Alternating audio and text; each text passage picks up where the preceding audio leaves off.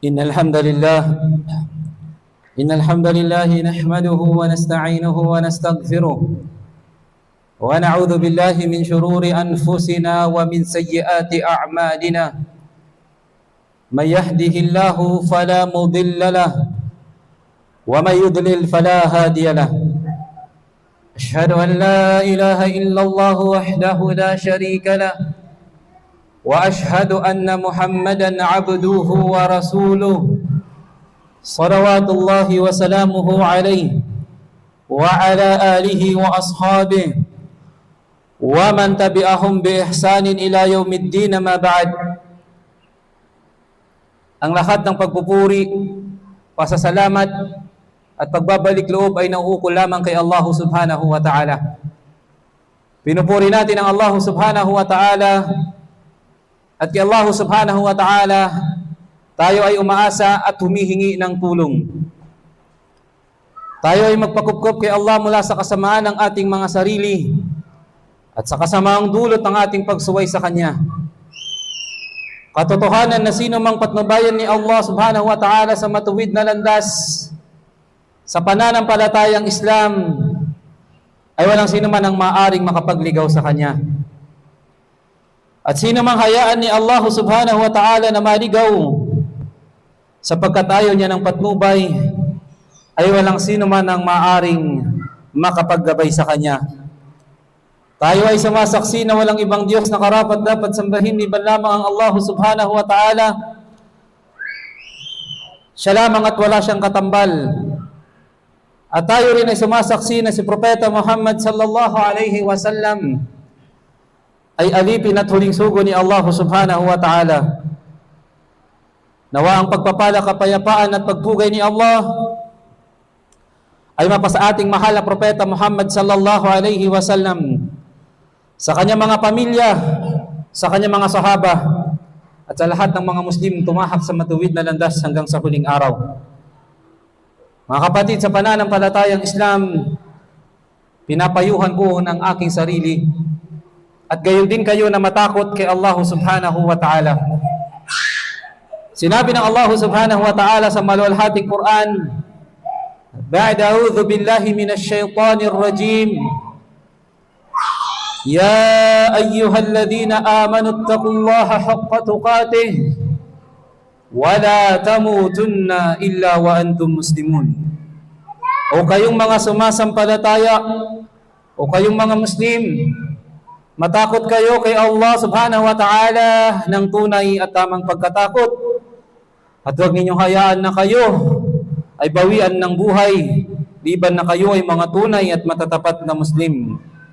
At sinabi pa ng Allah subhanahu wa ta'ala, ya ayyuhan nas ittaqu rabbakum alladhi khalaqakum min nafsin wahida wa khalaqa minha zawjaha wa batha minhuma rijalan kathiran wa nisaa واتقوا الله الذي تساءلون به والأرحام إن الله كان عليكم رقيبا.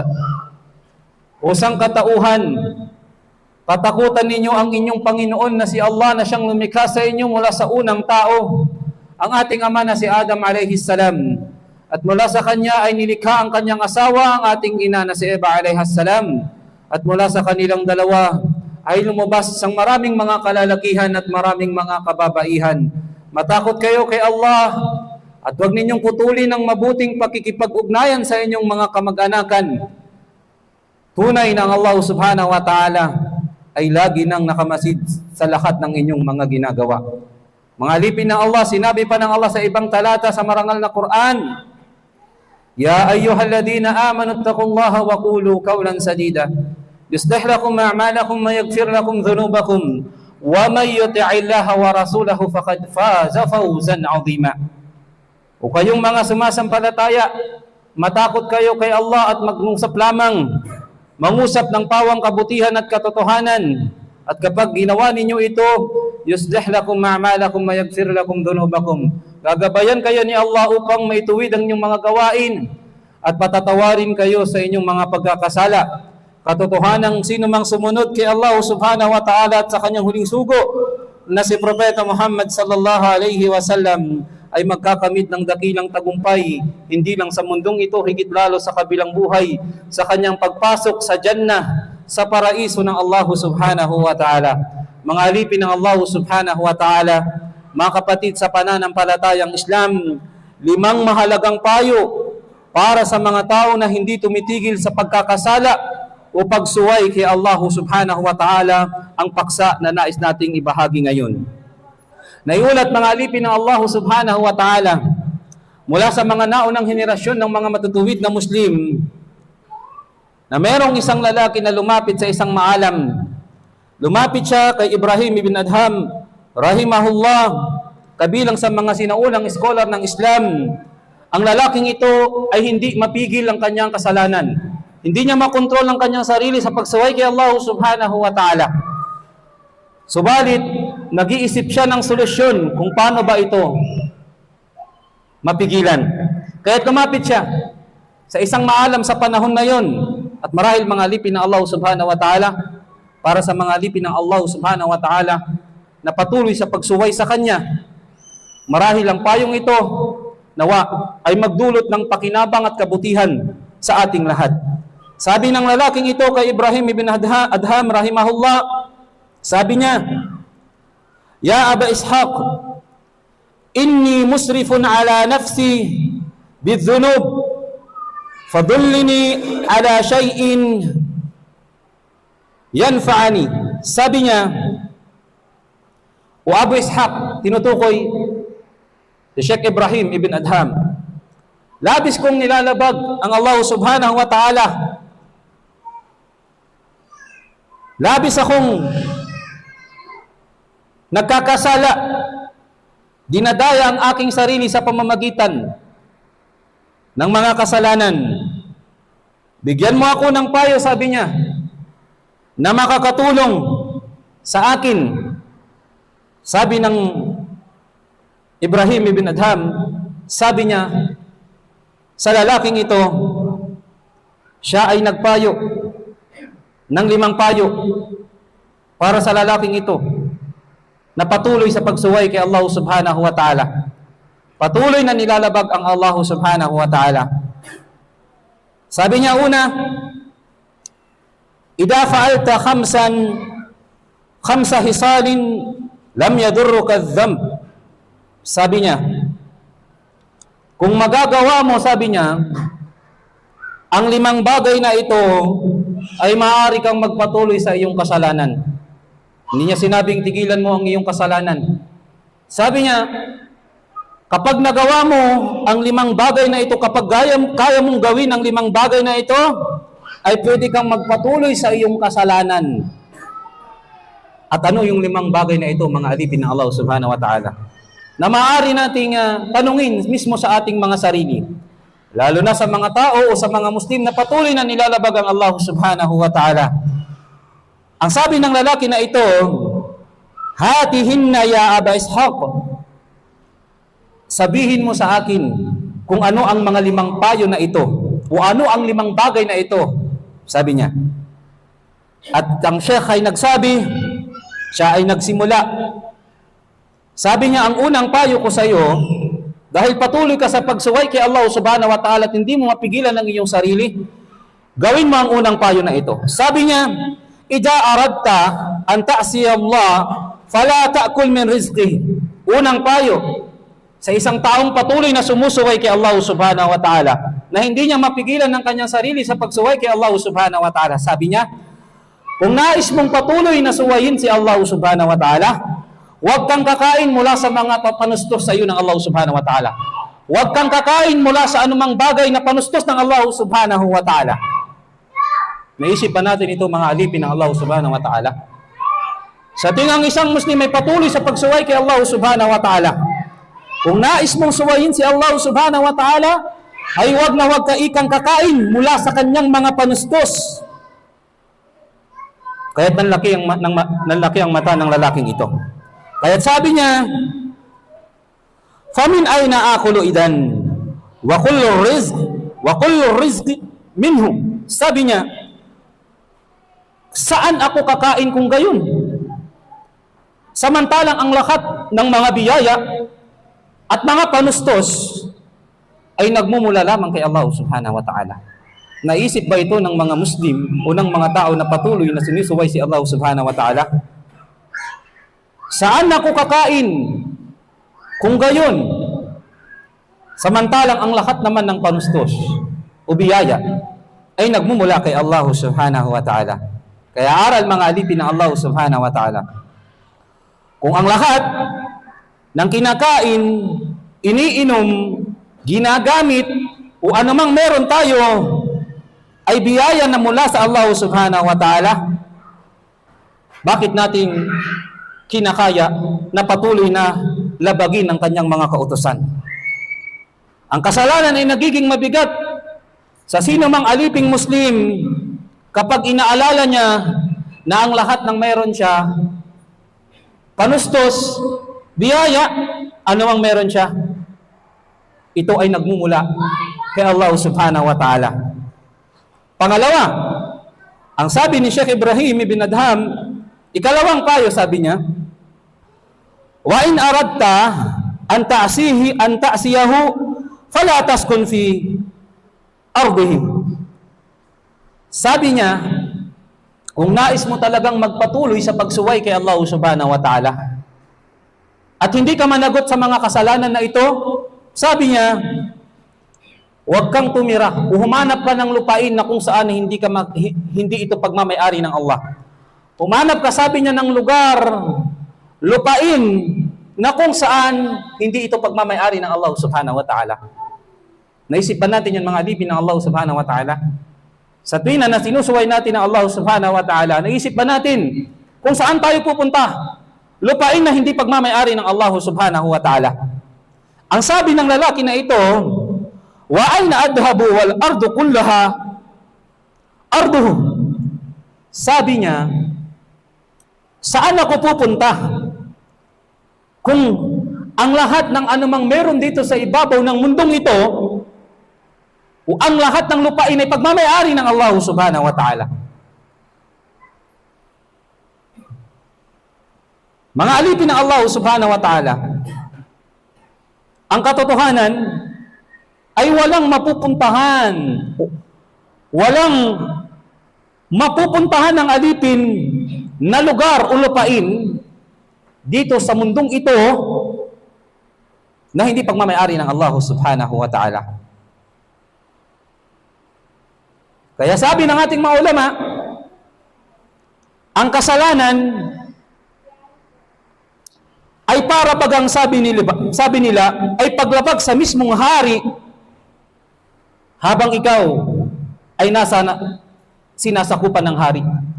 Na paano pa kaya mga alipin ng Allah ang hari ng lahat ng hari, ang Allah subhanahu wa ta'ala? Kung tayo ay nasa isang bansa na merong hari doon na pinakamakapangyarihan, magagawa kaya nating suwayin siya sa loob ng kanyang palasyo, sa loob ng kanyang mga lupain?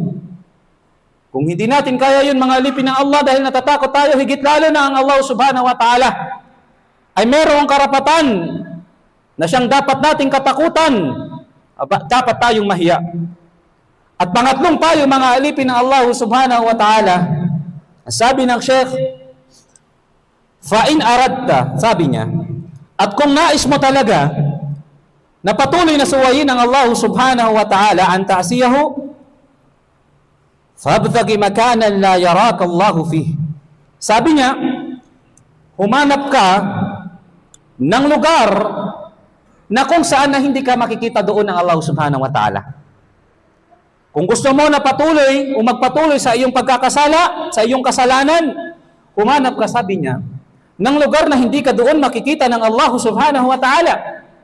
Naisip pa natin ito mga alipin ng Allah sa tuwing tayo sumusuway kay Allah, meron ba kayang lugar sa ibabaw ng mundong ito na kung saan kapag tayo nagtunguro na hindi tayo makikita ni Allah? Meron ba kaya tayong mga gawain na hindi alam ng Allah subhanahu wa ta'ala?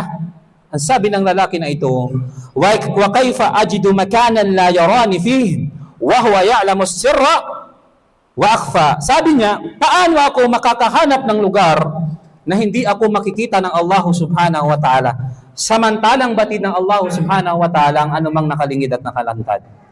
Wasamil basir. Allah subhanahu wa ta'ala, siya ang ganap na nakakarinig, ang ganap na nakakakita ng lahat. Ano man ang ating ginagawa, saang mang lugar tayo magtungo, ano mang paglilihim natin sa ating mga pagkakasala, katotohanan mga alipin ng Allah subhanahu wa ta'ala, nabatid ito ng Allah subhanahu wa ta'ala. Hindi man tayo makita ng ating mga kapatid, dahil minsan may mga tao na pansamantalang lumalayo sa kanilang mga kapatid upang maisagawa ang kanilang pagkakasala. Na ito ay patunay na kanilang pandaraya sa kanilang sarili, tinatakasan nila ang paningin ng mga tao samantalang batid naman nila na hindi nila matatakasan ang paningin ng Allah subhanahu wa ta'ala. Na sila ay lagi namang nakikita ng Allah subhanahu wa ta'ala.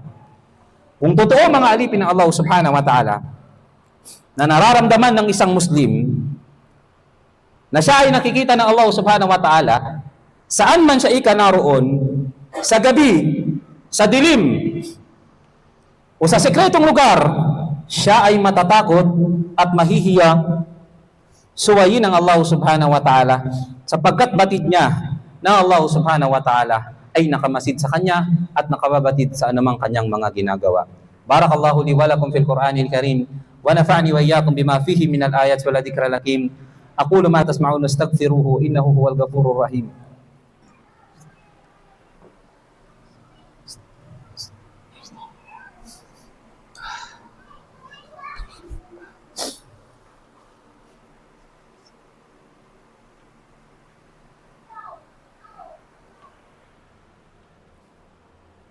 Bismillahirrahmanirrahim. Alhamdulillahi rabbil alamin. Wassalatu wassalamu ala Rasulillah.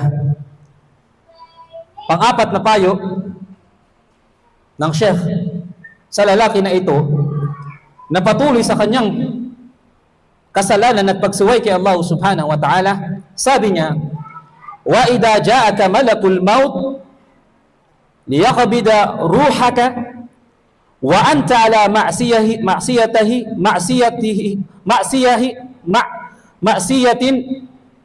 fadfa'u an nafsik. Sabi niya, sabi ng ating Sheikh, kapag dumating sa iyo, sabi niya, ang anghel ng kamatayan, ang malakal maut, habang ikaw ay nasa iyong kasalanan, ay pigilan mo siya. Pigilan mo ang malakal maut. Kapag dumating siya sa iyo upang kunin ang iyong kaluluwa, kunin ang iyong buhay, pigilan mo siya. Sabihin mo sa kanya, hindi pa ako handa. Naisip ba kaya ng Muslim na patuloy sa pagsuway kay Allah na kaya niyang pigilan ang malakal maut kapag dumating na ito sa kanya? Naisip na natin ito mga alipin ng Allah subhanahu wa ta'ala. Habang tayo ay patuloy sa pagsuway kay Allah, pagtalikod sa ating mga obligasyon sa Kanya bilang mga Muslim, naisip ba natin mga alipin ng Allah, paano na lang kaya pag dumating sa atin nang biglaan ang malakal maut at kunin ang ating kaluluwa? Pwede ba nating ipagpaliban ang ating kamatayan at sabihin sa Kanya na hindi pa tayo handa? Bigyan tayo ng palugit. Ano ang sabi ng lalaking ito mga alipin ng Allah subhanahu wa ta'ala? Wa hal astati'u dhalik? Sabi niya, magagawa ko ba iyon? Imposible yun. Imposible para sa sino mang tao na sa sandali na darating na sa kanyang malakal maut at siya ay nasa pagsuway kay Allah. Imposible na mahiling niya o mapapayag niya ang malakal maut na hugutin ang kanyang kaluluwa. Dahil siya ay napag-utusan ng Allah subhanahu wa ta'ala. La ya'suna Allah ma amarahum wa yaf'aluna ma yu'marun. Ang mga anghel hindi nila kailanman sinusuway ang Allah. Bagkus agad nilang sinusunod kung ano ang ipag-uutos sa kanila ng Allah subhanahu wa ta'ala. Idan, sabi niya, la ta'afsihi. Sabi niya, kung gano'n o aking kapatid, sabi niya, kung hindi mo kaya ang mga ito, kung gayon, huwag mong suwayin ang Allah subhanahu wa ta'ala.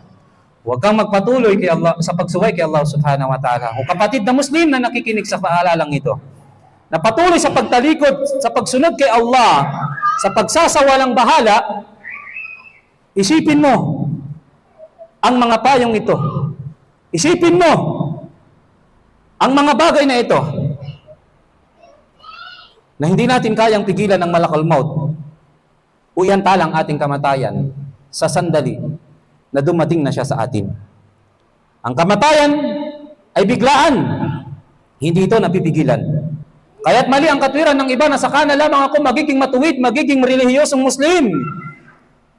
Sa ganitong taon, sa ganitong araw, kapag nakuha ko na ang pangarap ko, kapag nandito na ako sa ganitong lugar, paano tayo nakakasigurado, nakatitiyak na mangyayari ang mga bagay na ito? Mga alipin ng Allah subhanahu wa ta'ala, tunay na ang matalinong tao ay iniiwasan niya na ang mga pagkakasala bago pa dumating sa kanya ang kamatayan. At panglimang tayo, mga alipin ng Allah subhanahu wa ta'ala, na ipinayo sa kanya, wa idha ji'a bika yawmal qiyamati litadkhulan nar fala tadkhulha. Kapag ikaw ay, sabi niya, ay dumating na sa araw ng paghuhukom at ikaw ay ipapasok na sa impyerno, payo sa makasalanang tao na ito, patuloy sa pagsaway kay Allah subhanahu wa ta'ala. Kapag dumating na, sabi niya sa iyo, ang araw na yun, na ikaw ay itatapon sa apoy ng impyerno, at pagbabayaran mo na ang mga kasalanan mo, ang iyong pagpapabaya, ang iyong pagsuway kay Allah subhanahu wa ta'ala, sabihin mo na huwag kang pumasok.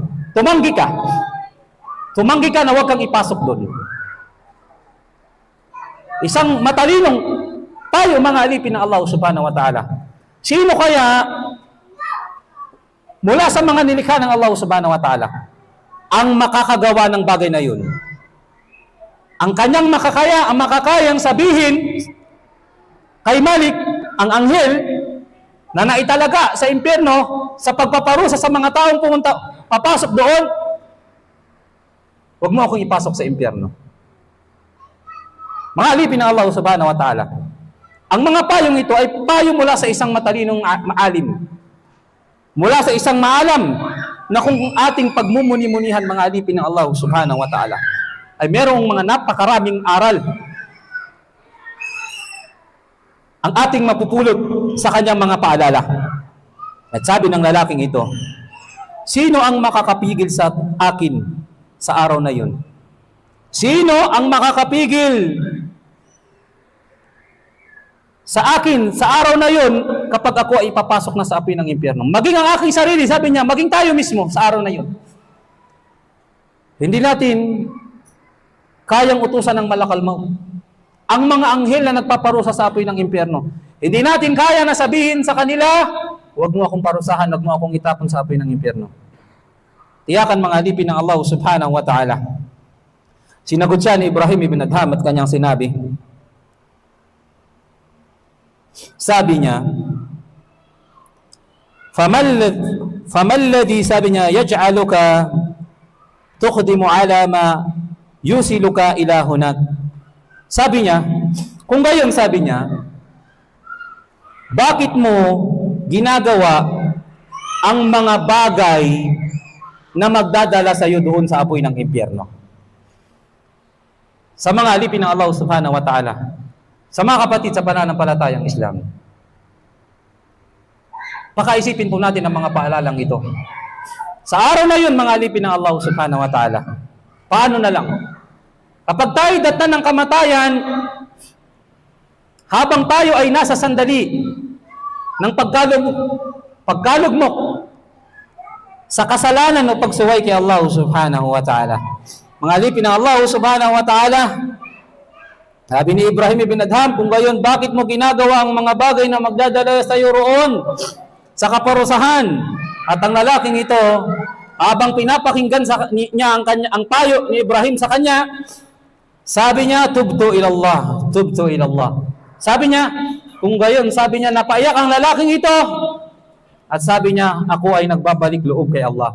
Ako ay humihingi ng kapatawaran kay Allah subhanahu wa ta'ala. Ako ay nagbabalik loob kay Allah subhanahu wa ta'ala. Mga alipin ng Allah subhanahu wa ta'ala, mga kapatid sa pananampalatayang Islam, ang mga paalalang ito, mga alipin ng Allah subhanahu wa ta'ala, ni Ibrahim ibn Adham sa taong patuloy na nagkakasala ay maaari din natin mismong ipaalala sa ating mga sarili.